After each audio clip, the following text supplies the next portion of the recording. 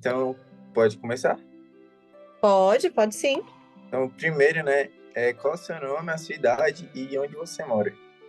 Eu me chamo Ana Clara Alves, tenho 31 anos de idade, moro aqui em Brasília, Águas Claras, mais precisamente. Não, tá bom, então. Então, basicamente, a gente vai falar aqui sobre fisiculturismo, né? Eu fiquei sabendo que você compete, pá.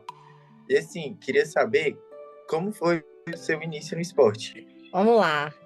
Eu comecei a me interessar pela primeira vez que eu vi um campeonato, né? Eu tive a oportunidade de assistir um campeonato brasiliense em 2000 e... não lembro exatamente o ano, mas eu tinha 17 anos, né?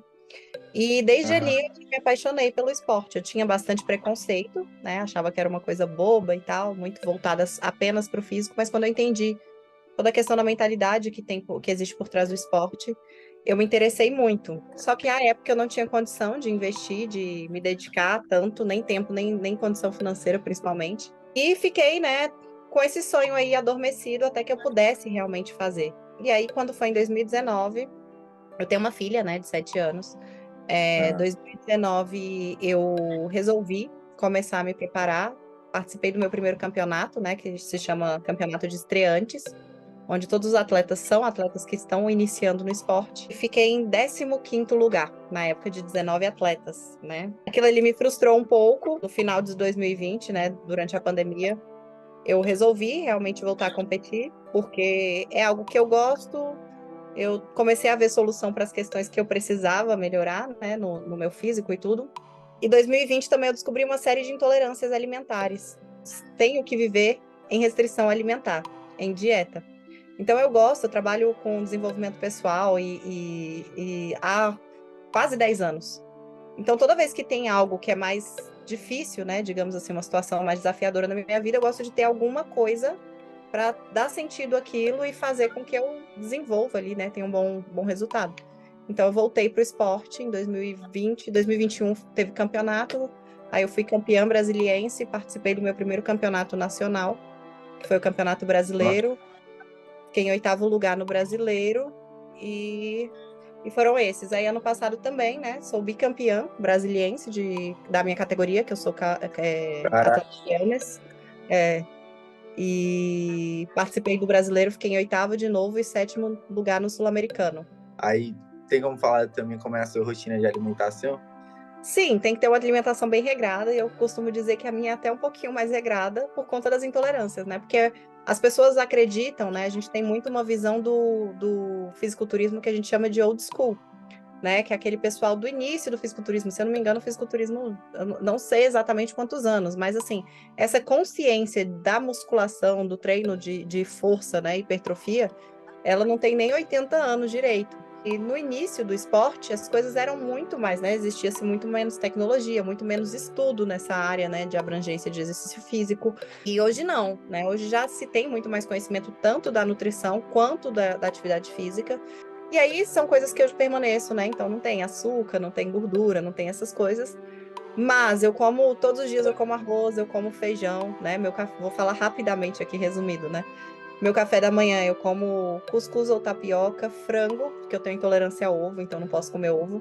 Tenho intolerância a leite de vaca, então eu como requeijão de búfala, como granola, como 200 gramas de fruta todos os dias no café da manhã. Então, minha refeição de café da manhã dá aproximadamente umas 500 gramas de comida. Almoço, sempre arroz, feijão, frango e legumes à vontade. Faço ou um lanche ou uma ceia, né?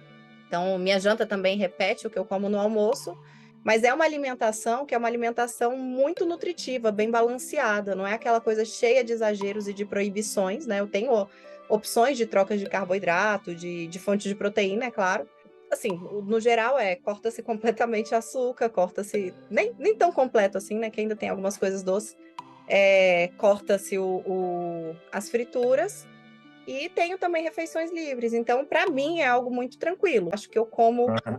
mais às vezes e melhor do que muitas pessoas que não estão, né, com esse objetivo. A diferença é a disciplina de comer sempre as coisas dentro, né, tudo pesadinho, porque isso faz muita diferença, e tendo sempre, né, de acordo com a fase que eu estou. Se é mais longe do campeonato, eu tenho ali uma quantidade, vou ingerir uma quantidade maior de calorias, né, e ter um gasto calórico menor, mas é bem tranquila a alimentação. essa tua alimentação que você faz, você, tipo, fez ela com acompanhamento com a nutricionista uma vez e continuou com ela, ou você sempre tá retornando? Assim, Um dos motivos que eu quis ter condição para poder, né, me envolver com esporte é porque eu sempre pensei nas duas coisas, né, na saúde e na performance. Então, eu tenho um acompanhamento médico e tenho um preparador físico, né? Meu preparador físico é incrível também, maravilhoso. É um dos melhores para a mulher a nível mundial, tanto que ele está esse fim de semana na Rússia, palestrando num campeonato gigantesco, gigantesco lá.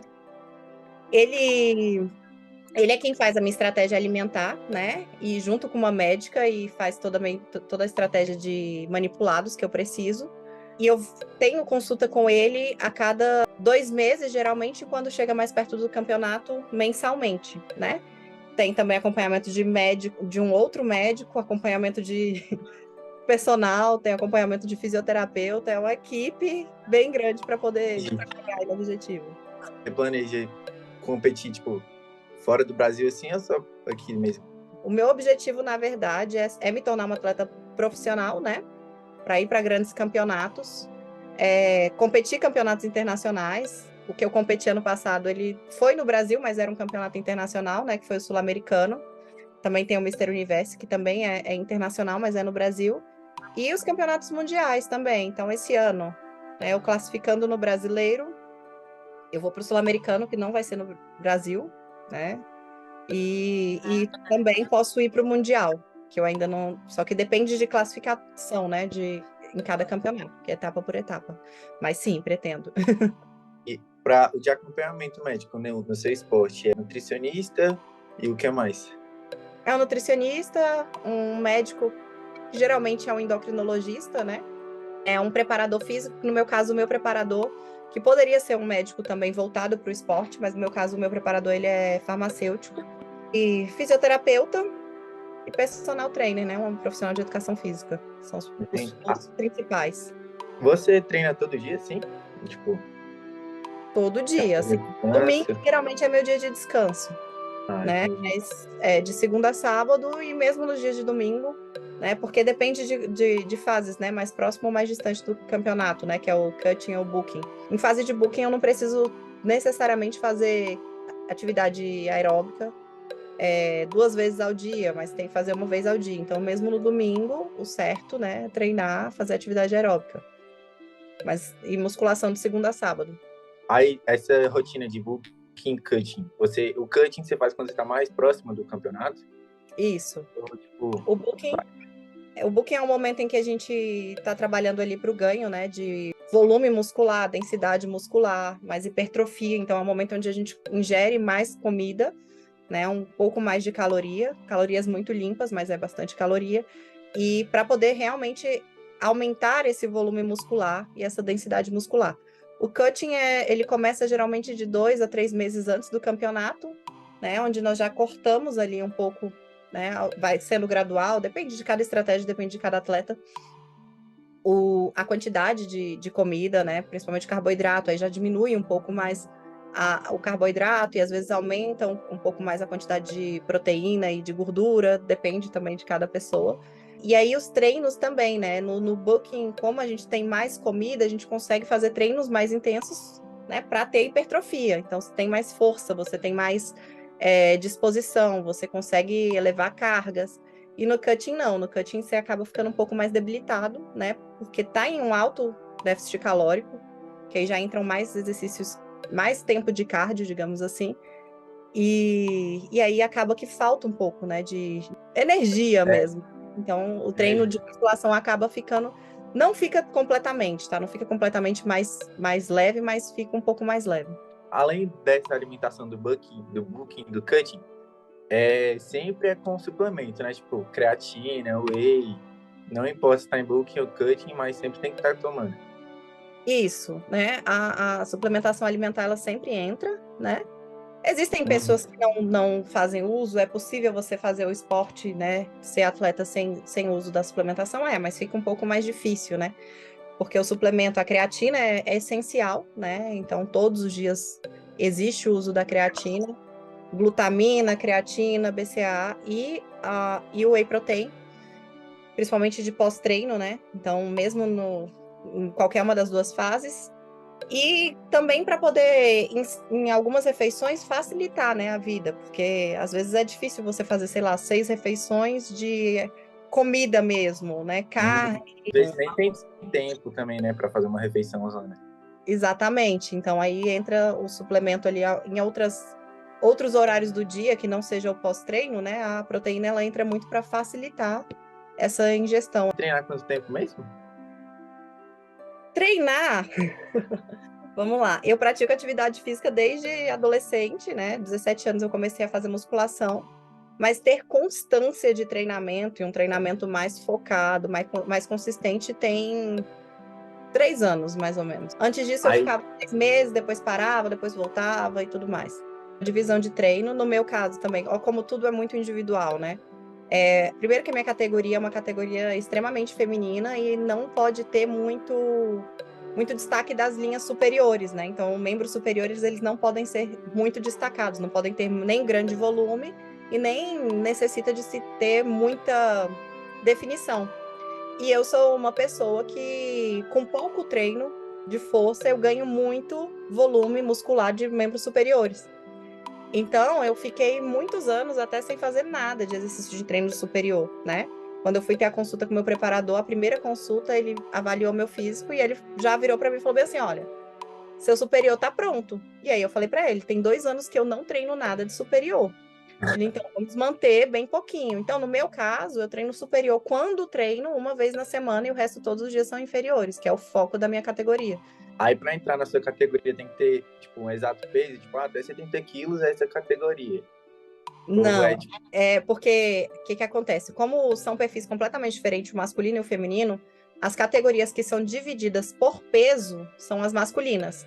Tanto feminina quanto masculina são divididas por altura, mas na categoria masculina existe a diferenciação por peso, né? Porque mesmo dentro da mesma altura, é bom padronizar ali uma questão de peso.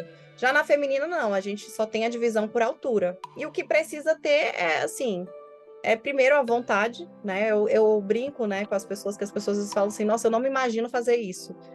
Aí eu já falo logo, olha, se não é seu sonho, nem tenta, porque é algo extremamente que te exige muito, vai te exigir fisicamente e mentalmente.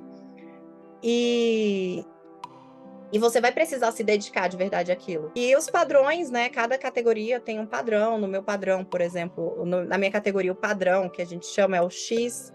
As principais características é que a categoria Wellness é para trazer realmente o conceito de saúde, de bem-estar, de beleza, sem muito exagero.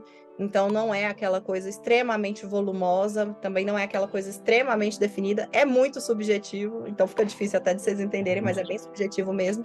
Tudo isso é avaliado no contexto, sendo que o principal, é claro, é o físico, né? Que os membros inferiores têm que ter o volume equivalente aos membros superiores, largura, né? Quando a gente pensa num X, o X é igual em cima e embaixo.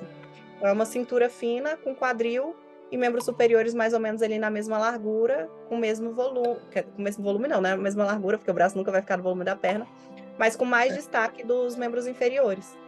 Para uma rotina de um atleta mesmo, é dedicação e tem o fator tempo, né? Por mais, você pode treinar 20 horas por dia durante um mês. Ele não vai te dar o mesmo resultado de você treinar 2 anos, 2 horas por dia. Porque existe a necessidade do tempo para sintetização, crescimento, para tudo aquilo ali. algum conselho que você daria para alguém que gostaria de começar nesse ramo de musculação e até competir? Em relação à musculação,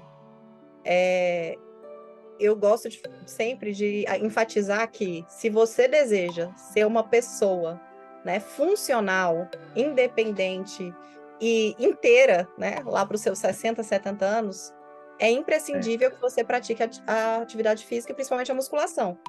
Porque o que vai proteger você numa queda no futuro, o que vai te permitir andar com mais facilidade, ter menos problemas articulares e tudo mais, é você ter uma quantidade de massa muscular no seu corpo. Desenvolver o hábito de fazer atividade física faz muito bem, fisicamente e mentalmente, né? E para quem pretende ou pensa, sonha, né, tem interesse, pelo menos pela área do fisiculturismo, é realmente conhecer mais, né? De repente ir a um campeonato, conversar com outros atletas, entender um pouco mais da rotina, saber por que que isso é importante para você, por que que você pensa né, em se tornar um atleta, para você querer fazer e se dedicar, é melhor que você consiga, né? Então, eu falo, estuda, a gente vai se desenvolver também, e vale a pena, tá? É algo que te traz muita disciplina. E, claro, né, buscar sempre informação de quem realmente tem resultado, né? Porque É, muitas vezes a gente vai ouvindo informações de pessoas que não têm nenhum conhecimento da área, e você acaba sendo enganado, ou então você acaba tendo uma impressão ruim daquilo, que em verdade é muito bom. entendi, então. Foi isso, viu? Obrigado, de Eu que verdade. agradeço.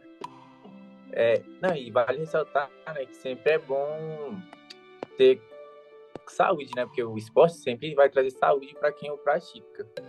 E como você disse, o que vai te envelhecer, vai ter uma saúde vai ser muito bom no futuro. Exatamente. Não, Então, é foi bem, isso, bem viu? importante. Cuidar da saúde, né? Eu falo, eu cuido da saúde há muitos anos, né? Principalmente com a questão da alimentação. E, e o treinamento, o esporte, ele é o que vai prolongar isso aí. Então, sabe, eu sei que hoje, eu imagino aqui que sejam muito jovens vocês, a gente tem uma rotina, uma forma de vida que já é muito diferente da que eu tinha, por exemplo, na minha adolescência. Então, o sedentarismo, ele faz parte da vida da maioria das pessoas. E ter um momento no dia, ainda vocês que Exatamente. são adolescentes, entrando na fase adulta, ter um momento no dia para a prática de atividade física vai melhorar a sua saúde física e vai melhorar também a questão do funcionamento mesmo, né? Neural, do funcionamento Até mentalmente, isso pode isso, melhorar. justamente da sua programação neural, de todos os benefícios que você tem através dos hormônios que são naturalmente liberados quando você faz atividade física.